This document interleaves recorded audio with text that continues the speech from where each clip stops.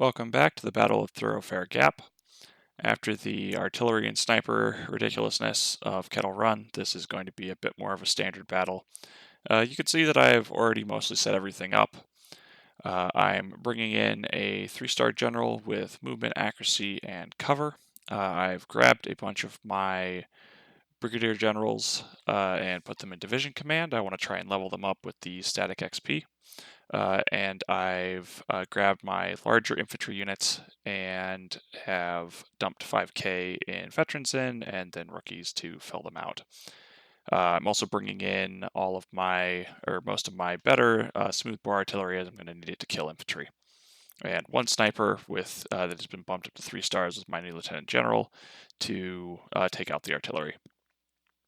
Haven't picked up anything new from the reputation points.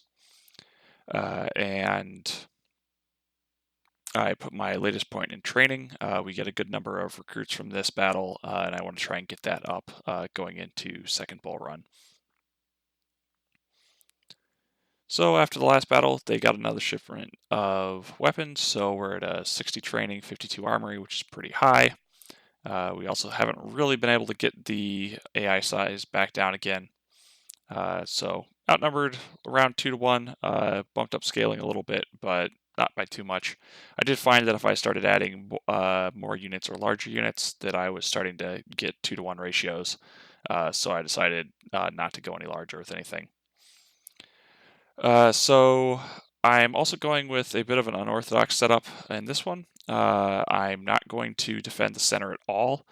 Defending the center can work, but you tend to end up getting fighting units in the trees up north here. A couple of units come straight through that long line, and there's just no way to really easily get them out.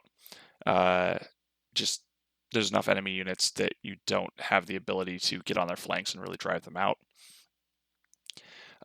And you also end up, while there is a stream down in the center, you do end up fighting a lot of, like, you'll get charged and they'll get into the woods, and then you end up fighting in the woods a lot. And so I decided instead that I was going to come up here, send the snipers out and around to deal with the enemy artillery. That is one of the weaknesses of this setup, is that my artillery is going to be spotted, so I have to really stay on top of theirs so I don't lose too much from counter battery. But you can see that with the move speed general, I can get units into position to cover this water line while getting everything in place. I'm sending the double accuracy rifle all the way up to the north. I want to make sure that nothing goes after him. I don't want him targeted. I just want him sitting on the flanks and firing away. And I have my speed melee plus accuracy 2-star unit on the other flank, because it's going to have to move around a little bit more. The AI will send units over that way, and I'm going to have to respond to that. You can give up the flag, but you cannot let that contested timer go back to 0. So I need to try and keep stuff from gathering up too much there so I can easily take it back when I need to. It's going pretty well so far. We've knocked away the first set of units, and I've got vision on his skirmishers in the woods. And there isn't too much, the infantry is sort of going into the middle in the open, which is exactly where we want it. And you can see I've also been moving the supply wagon in and out in the middle to try and bait units into that area. I really want to try and get them in the center where I can get on both flanks. And then I'm going to eventually start pushing them towards the eastern side of the map. My snipers are spotted, but the AI usually is pretty unwilling to go after them. Like sometimes, like if they're skirmisher brigades split, then sometimes those units can go after you, but other than that, you're usually pretty safe. As long as you get into cover fairly quickly so that the artillery doesn't shoot you, you're all right. You can see I'm not doing a whole lot of damage to these skirmishers at the moment on the right side of the map. But I'm just slowly whittling them down, so that's good enough. And I'm sort of running into the middle here with the snipers, because I think I can be hidden there and still be able to, continually route both sets of artillery back and forth. Though we're not hidden at the moment, so we got to be a little careful.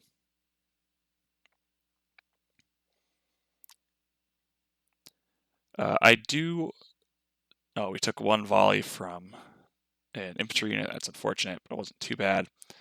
You can see I overstack my right flank to start because I really want to force them into the center, and sometimes they can be more aggressive on my far right. But now that they sort of are going more towards the center, I've shifted my Napoleons down. They have the movement speed perks, so they can do this a little easier than my 24 pounders.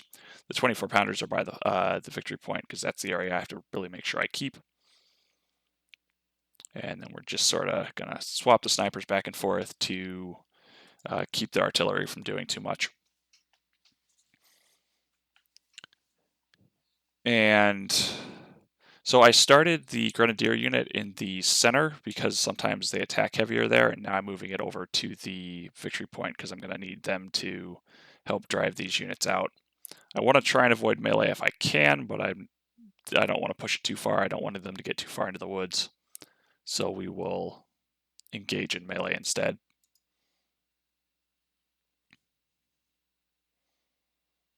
But we've got a pretty good setup going here. We're taking some losses on the snipers, just nothing I can do about it. Something has me spotted. I'm not quite sure what, but acceptable losses for now. I've got somewhere around 20 to 30 more scoped rifles that I can use to fill them back up before the next battle, so some losses are acceptable. So they've taken the point, but we've got our unit on the flank hitting any of the units over there. So we should be able to get it back. Move the snipers a little farther east. I want to really keep that larger artillery unit occupied if I can, though it looks like it just disappeared. So I guess I'm going to go back and I'm trying to kill off that smaller unit so I can go dedicate my time on the other one. But you can start to see why I prefer this setup to the other line. Like where the AI is charging in, they're coming uphill through water and then in open ground while I'm in good cover. And I still have pretty good vision of them. There's a bit of a black hole around where my center would be if I defended there, but nothing I can really do about it. And a lot of units sort of cluster into that area where they're expecting units to be, and that buys me some time to kill off the other units. Sometime an infantry unit can go farther east and then come into your flank a little bit more. In that case, I'd have to pull back Ward and Bryant and let them come in so I can hit them in the flank again, and then try and push them into the center where I can maintain the flanks. So moving my Grenadier unit, you can see he actually has almost 100% cover where he is with that general, even though he's only partway into the trees. But that's enough to get on the point, reset the cap, and now we reset that 45-minute timer. So we're not in any danger of losing the battle.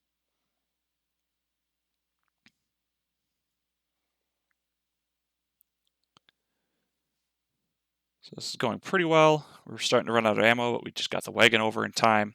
It's not great that so much is piled up in that heavy cover there, but they're sort of coming in one at a time, which is really good for me. And we've got those two units on the flank that they aren't really coming after. It looks like one unit is sort of moving up towards it, so I'll have to move back soon. And on their left, their units are starting to fall apart. So as more and more of their units shift towards the VP, we can start collapsing our flank in. I could move the defensive rifle across the river. I've done that sometimes, but it just didn't seem like the best option in this case. You also do need to worry about there's one AI unit that comes in late. It comes in directly north of where all my artillery is on that road there, and it arrives around 2:30, 2:32 in the mod. So I do need to get some units in position up there pretty soon to deal with that. Otherwise, they'll just destroy my artillery. That is one of the downsides of this setup is you do have that unit coming in directly on your flank. But it's as long as you handle everything else well, you can get yourself in a pretty good setup to pull some units off and deal with it.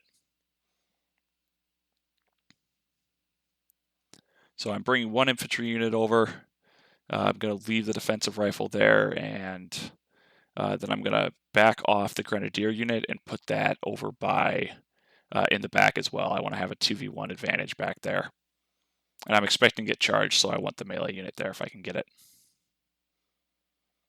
Now that I kill off one of the artillery, I am taking some counter battery fire. I want to try and route Hunton with my snipers, and then I'll go after the last artillery unit. So this setup isn't great, but Hood's really small, so we should be able to shatter him. I'm just going to charge him.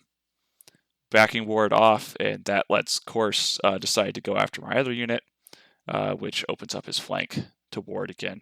So I'm just going to let the charge go. Baird's probably gonna route, but that'll buy some time, and hopefully actually I might be able to get the flag back and reset the timer again. You can see the sort of vision black hole in the south there with the snipers. So you will take some extra fire finding where the artillery is there. You can go around to the south a little bit more and stay in the trees, which can work a little bit better. But we've got them routed, so now we're relatively safe. Moving my third artillery unit up to deal with the unit that's coming in. I guess I had the timer a little off. It must be a little bit shorter, but he's coming in pretty soon now. All right, so 226. And charging right off the bat, but he's charging the melee unit, so that's all right. We'll engage him in melee and then just let the artillery and Stokes keep firing at him. It's getting a little bit dangerous. I have to make sure the artillery stays on the right target. We killed off their other artillery. The snipers are a little bit tired. They're not in good shape, but I want to try and get them around onto my left flank because there's a lot of units starting to build up over there. You can see I always try and let the last volley go off before I charge if the timing works out. And then I'll mash hold to try and get the unit to stop chasing.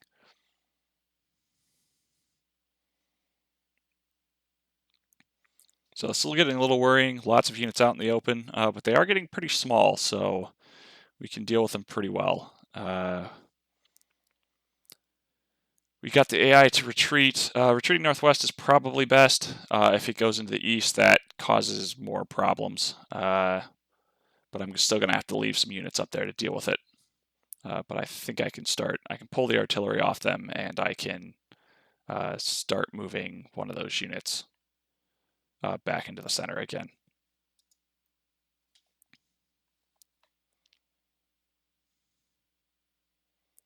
So we're having to pull off our units on our left, but you can see I pull them off, and of course immediately says, oh, there's nothing there. I should go charge this unit in a higher priority area, and then he opens up his flanks again. One of the more obvious examples I've seen of the way that sort of AI logic works. It's usually not quite that convenient. It's probably also like the way the AI is designed in terms of where it's trying to send its focus is probably half the reason this strategy works as well as it does. If all those units in the center just decided to really push out and either sit on the point or go further east, I don't have any cover back there, and I would probably have to pull back, and it would get much more interesting because they would probably fold around my line around that VP point, which would make it much harder to keep it. So Law is just kind of sitting there. We've got units hidden, and we're just going to shoot them to pieces. It'd be nice to get those two units into the center, but we've got a pretty solid setup, and their units are small enough that we're not in too big a danger anymore. So push Cook forward again to grab the timer. We only have 10 minutes left, so definitely want to make sure that flips. It's going well enough. We definitely don't want to lose the battle by accident. And now I'm assuming that their attacks are largely not going to go anywhere anymore. So I'm starting to move the artillery up and try and get myself into position to hit them in the flank. This cleanup phase is probably the hardest part because now they're directly in a good bit of cover that I don't have great vision on. But once I start getting the snipers in around there, I should be able to just break the flank and start pushing them in. And my artillery can just keep going and they don't have any counter to it. So if nothing else, they'll grind them out that way. We have taken a decent number of losses, but we do have some medicine to help counter that. And it's good experience for the infantry units. I've been, since the last battle, focused so little on the infantry. Getting them some experience here is good. I guess it's also worth noting that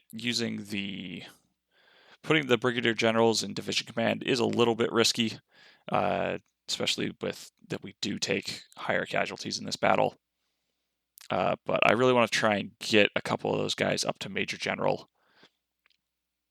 And I think the best way to do that is in division command at the moment, especially with not bringing a ton of artillery. And I don't really want to put them in control of infantry if I can avoid it. So still just slowly dealing with law as we sort of slide everything around. Course is coming at us again. We probably could back up and get him to go into the center, but at this point we have enough units firing at him in concave that he's just going to break. Trying to keep my 2-star unit from getting fired at. I'm not really sure why he decided to not fire at Stokes there. Stokes should be closer, but he's not doing too much damage.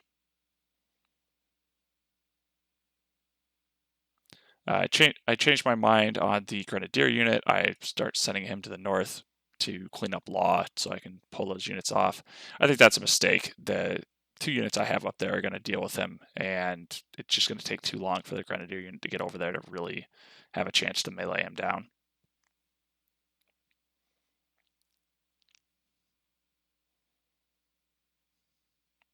It would have been nice to get the supply wagon earlier.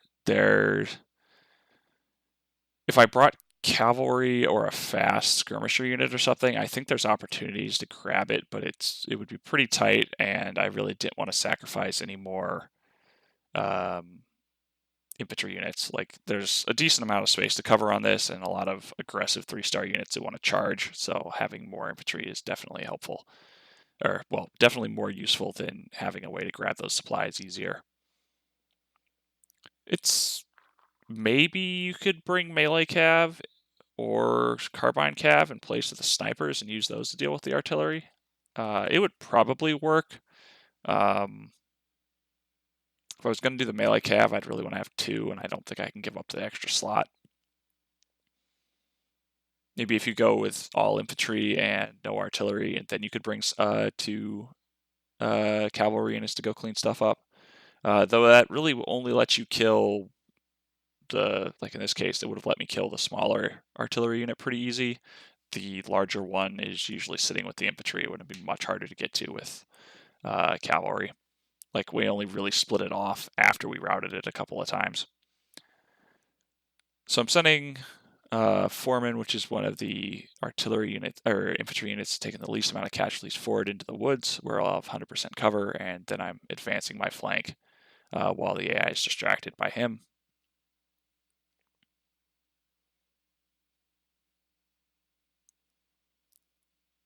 And law is basically gone at this point, so you can see sending the Grenadiers over was a waste of time.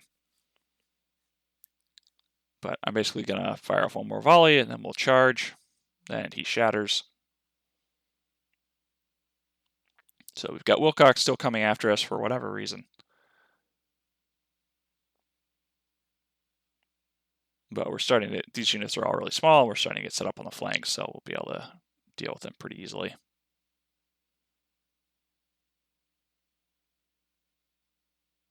And I also send the general down to go after the supply wagon. He's got 500 HP, so he can take a lot of punishment.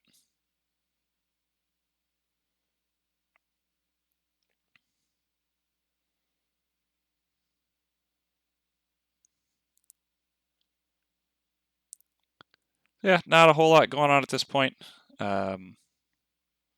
Just the cleanup phase, trying to avoid taking too many more casualties, but we've pretty much cleared everything out, so we can just start moving everything forward. Maybe we can get some captures or something like that.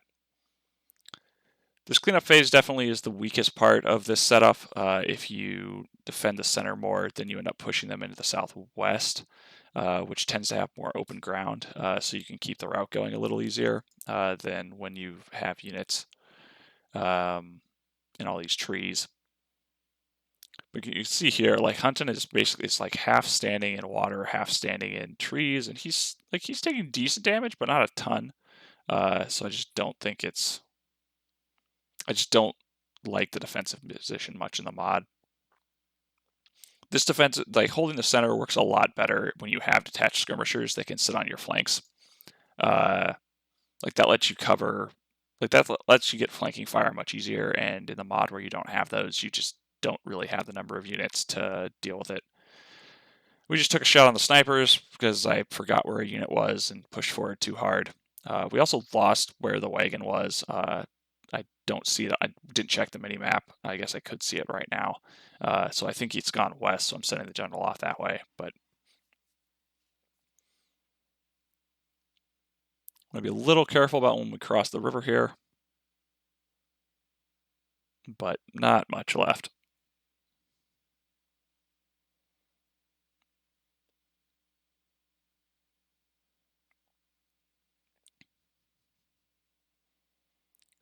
I also charged that unit up by the river to, again, try and get a capture. It didn't really work out. Not having the best capture luck here. So I see that unit come across and decide not to go after it. It tries to sort of, it takes a couple of volleys before it decides to fire, and so it won't be very effective.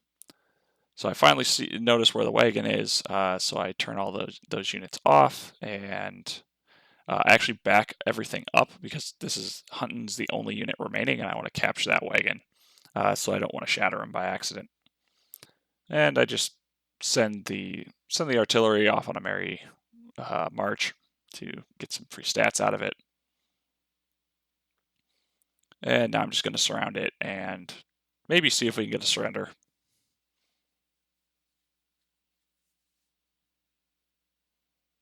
Actually, I don't have the general. I'm not sure if the general's in range to be providing cover, which isn't great.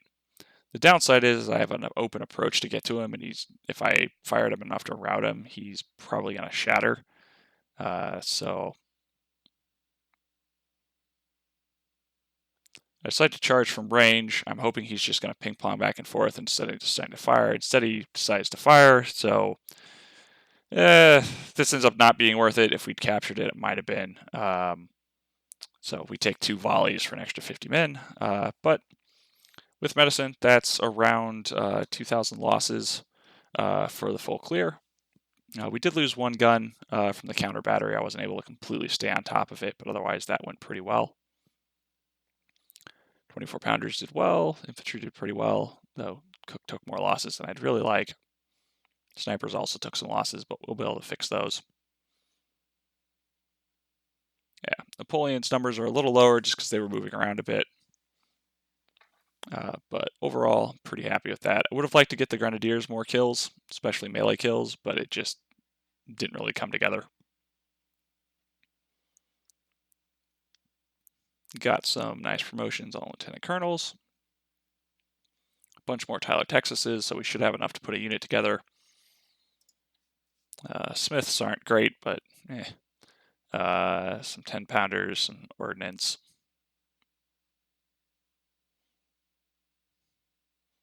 And, 2/3 of the supplies, so not too bad. So we got the extra recruits, the extra 6K, so we'll get the bonus of our training. So we're up to 21s and 23s.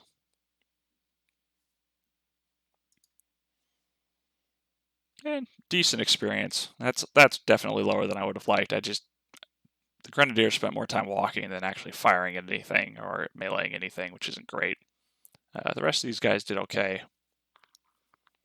They're not quite 2 stars, but they're making a slow approach. And I didn't take the losses on my 2 stars were pretty minimal, so I was happy about that. And we're getting probably close to where we might be able to get 3 stars out of the smoothbore artillery. I don't think the snipers, I'm hoping that I can get the snipers enough experience that I can pull a lieutenant general off of them, but we'll see.